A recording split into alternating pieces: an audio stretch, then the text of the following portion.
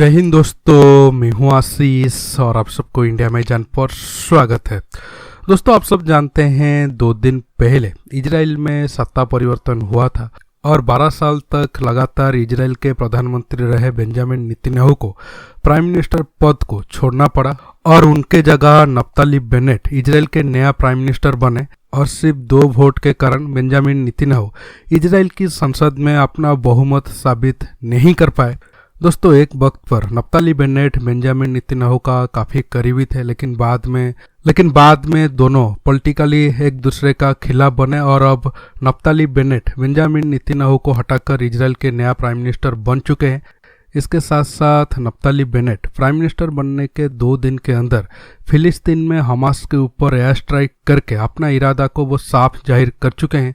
अगर हमास कुछ भी छोटा मोटा हरकत की तो वो बेंजामिन नेतन्याहू से आगे बढ़कर और ज़्यादा कठोर स्टेप लेंगे। आज मैं इस वीडियो में बात करूंगा इजराइल की जनता बेंजामिन नेतन्याहू को क्यों रिजेक्ट कर दिए और अब जो नया प्राइम मिनिस्टर बने हैं नफ्ताली बेनेट वो कैसे हैं और उनका भारत के साथ कैसा संबंध होगा, और नफ्ताली बेनेट प्राइम मिनिस्टर बनने के बाद पाकिस्तान में ज़्यादा चर्चा क्यों हो रहा है, ये सारे टॉपिक पर मैं बात करूंगा। दोस्तों, आप डिटेल्स में ये सारे टॉपिक को समझने के लिए आखिर तक ये वीडियो को देखते रहिए और ज़्यादा से ज़्यादा ये वीडियो को लाइक शेयर करना मत भूलिए। दोस्तों, बेंजामिन नेतन्याहू इजराइल के पॉलिटिक्स में एक बहुत बड़ा नाम है। लगातार 12 साल वो इजराइल के प्राइम मिनिस्टर पद पर रहे हैं। इसके पहले वो 1996 से 1999 तक इजराइल के पीएम रह चुके हैं। इसके साथ साथ पिछले 12 साल में वो इजराइल में काफ़ी डेवलपमेंट वगैरह किए हैं। इजराइल को और स्ट्रांग करने के पीछे उनका काफ़ी हाथ है। लेकिन दोस्तों, 1-2 वजह की वजह से अब इजराइल की जनता या फिर इजराइल के जो सीनेटर है उन्हें रिजेक्ट कर दिए। सबसे बड़ा वजह था उनके ऊपर भ्रष्टाचार का आरोप लगे और धांधली का आरोप भी लगा, जिसके चलते उन्हें काफ़ी मुश्किल का सामना करना पड़ा। और पिछले 2 साल में तकरीबन 4 बार इलेक्शन इजराइल में हुए और उन्हें बहुमत नहीं मिल पाया। हालांकि उनके पार्टी को सबसे ज़्यादा वोट मिल रहे थे, लेकिन वो बहुमत से काफ़ी दूर थे। इसके साथ साथ अमेरिका के साथ भी उनका संबंध पिछले कुछ सालों से काफ़ी खराब हुई थी और उनके ऊपर ये आरोप था कि वो अमेरिका से दूर चीन के करीब जा रहे हैं। और 2014 में जब बेंजामिन नेतन्याहू प्राइम मिनिस्टर थे तब जो बाइडेन और बाराक ओबामा के साथ उनका संबंध काफ़ी खराब हो गया था। घटना कुछ ऐसा था, 2014 में जब बाराक ओबामा का आखिर टाइम चल रहा था तब वो इजराइल फिलिस्तीन विजिट पे आए थे और मकसद ये था कि वो इजराइल और फिलिस्तीन के बीच पीस डील कराएंगे। दोस्तों, इस साल जैसे इजराइल और हमास के बीच लड़ाई हुई थी, 2014 में ही उसी तरह का लड़ाई इजराइल और हमास के बीच हुई थी। लेकिन बाराक ओबामा मीडिया में आकर कुछ बोलने से पहले ही इजराइल के प्राइम मिनिस्टर बेंजामिन नेतन्याहू एक तरफा मीडिया पे आकर हमास को लेकर काफ़ी उल्टा सीधा बोला, जिसके बाद दोनों देशों के बीच पीस डील कराना नामुमकिन सा हो गया। और तब अमेरिका के राष्ट्रपति बाराक ओबामा और उपराष्ट्रपति जो बाइडेन इस घटना को अपना अपमान के तौर पर लिया और तब से जो बाइडेन के साथ बेंजामिन नेतन्याहू का संबंध कुछ ज़्यादा ठीक नहीं था। हालांकि ट्रंप के टाइम में भी काफ़ी रिश्ता खराब था, लेकिन आखिर वक्त में ट्रंप बेंजामिन नेतन्याहू को अमेरिका के पक्ष में करने में, लेकिन जब जो बाइडेन अमेरिका के राष्ट्रपति बने तब उनका मकसद था कैसे भी करके बेंजामिन नेतन्याहू को इजराइल की प्राइम मिनिस्टर पद से हटाया जाए। हालांकि काफ़ी दोस्तों को लगता है कि इजराइल और अमेरिका के बीच बहुत अच्छा दोस्ती है। दोस्ती तो है, लेकिन पर्दे के पीछे भी दोनों देशों के बीच काफ़ी दुश्मनी है, क्योंकि अमेरिका में जो व्हाइट सुपरमेसी है या फिर जो क्रिश्चियन राइट विंग है वो यहूदी लोगों को पसंद नहीं करते हैं। अब आप एक बार इजराइल की संसद के ऊपर नज़र डालिए। देखिए, इजराइल के जो संसद है उसमें 120 सीट है। जो पार्टी 61 सीट, मतलब जो पार्टी को 61 सीट मिल जाएगा वो अपना मेजोरिटी साबित कर देगा। अब जो 2021 मार्च में जो आखिरी बार इलेक्शन हुआ था तब बेंजामिन नेतन्याहू के पार्टी को सबसे ज़्यादा सीट 30 सीट मिला था और लगभग 24% वोट शेयर मिला था।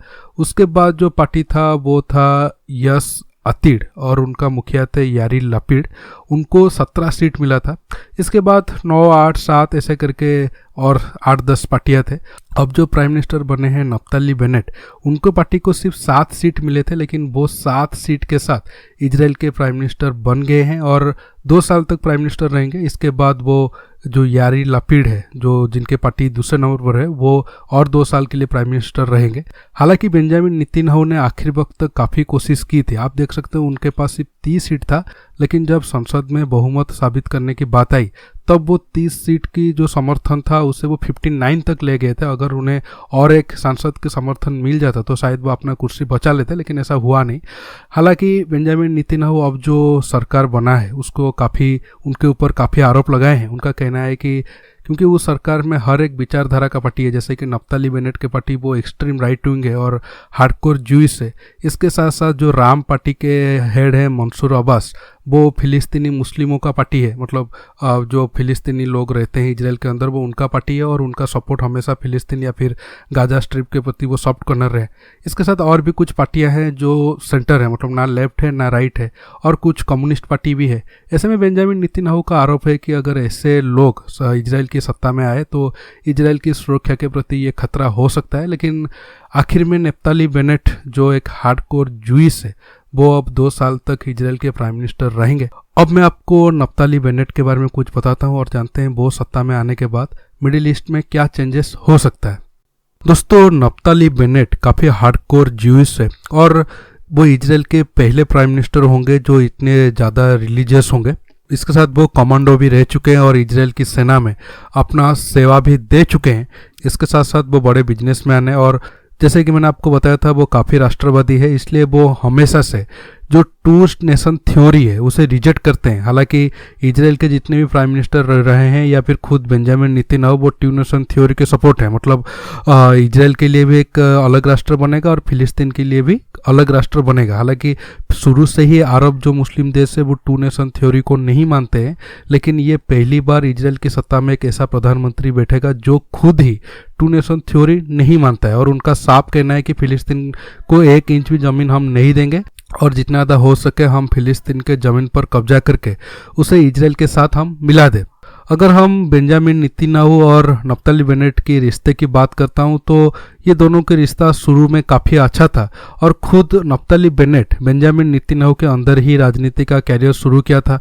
और जब बेंजामिन नेतन्याहू प्राइम मिनिस्टर थे तब Naftali Bennett chief of defence staff रहने के साथ साथ इजराइल की डिफेंस मिनिस्टर भी बेंजामिन नेतन्याहू के अंडर रह चुके हैं। और बेंजामिन नेतन्याहू की फैमिली को नफ्ताली बेनेट काफ़ी रेस्पेक्ट देते हैं और नफ्ताली बेनेट अपने बड़े बेटे का नाम बेंजामिन नेतन्याहू के भाई के नाम पर ही रखा है, क्योंकि आप सब जानते हैं जो बेंजामिन नेतन्याहू के भाई थे वो उगांडा में जो उग्रवादी थे या फिर आतंकवादी थे जो इजराइल के लोगों को अपहरण करके ले गए थे, उनके साथ लड़कर वो शहीद हुए थे। इसलिए बेंजामिन नेतन्याहू के भाई को इजराइल में एक सम्मानीय व्यक्ति के हिसाब से दिखाया था। लेकिन पिछले 2-3 साल में बेंजामिन नेतन्याहू और नफ्ताली बेनेट के बीच दूरियां बढ़ी और वो अलग होकर एक अलग पार्टी बना दी। नफ्ताली बेनेट कितना ताकतवर है या फिर कितना पॉपुलर है आप इसी बात पे अंदाजा लगा सकते हो। वो सिर्फ 7 सीट के साथ ही इजराइल का प्राइम मिनिस्टर बन रहे हैं। उनके ऊपर और भी कई सारे पार्टियां हैं जिनका सीट उनके पार्टी से ज़्यादा है। हालांकि इजराइल के लोगों के लिए कोई बुरा सौदा नहीं हुआ। बेंजामिन नेतन्याहू हटे तो उनके बदले में जो प्राइम मिनिस्टर आया वो उससे ज़्यादा हार्डकोर है। और बेंजामिन नेतन्याहू तो हमास की तरफ से जब रॉकेट दगाता था तब एयर स्ट्राइक करते थे, लेकिन ये भाई साहब हमास की तरफ से सिर्फ छोटे छोटे बैलून दागने पर ही एयर स्ट्राइक कर देते हैं। तो इजराइल के लोगों के लिए तो कोई बड़ा खतरा नहीं है, लेकिन जो इजराइल के दुश्मन है उनका हालत और ख़राब हो सकता है। मैं आपको नफ्ताली बेनेट के कुछ मीडिया क्लिप दिखाता हूं, आप उसे देखकर अंदाज़ा लगा सकते हो वो कितने बड़े राष्ट्रभक्त हैं और हमारे देश में जो अपोजिशन पार्टी वाले हैं उनसे कैसे सीख लेना चाहिए। ये क्लिप उस टाइम का था जब नफ्ताली बेनेट अपोजिशन में थे, प्राइम मिनिस्टर नहीं बने थे। Deliberate attack in order to murder Israelis across the state. By the way, Arabs and Jews alike. Hamas already murdered 2 Arab Israelis in Lod, the city of Lod. Dad, 52 years old, and his daughter Nadine, 16 years old, Israeli Arabs who were murdered. Right. A Holocaust survivor, 85 years old, was murdered by Hamas in her wheelchair. If Hamas thinks that they can get away with this, they're wrong. We'll hunt down every commander, every post until we win. And the 53 people who've died in Gaza, including 14 children, are they all members of Hamas who needed to die? Indeed, Hamas killed them.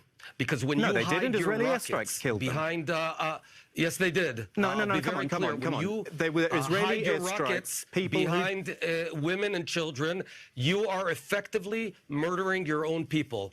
Make no mistake. I spent the night in the shelter with my family in the city of Ra'anana. Well, it's still in political limbo, technically. In fact, you could end up being a future Prime Minister of Israel. Is this affecting what is happening now? The fact that Prime Minister Netanyahu doesn't know his future, that he has corruption charges against him, is this contributing to the whole problem?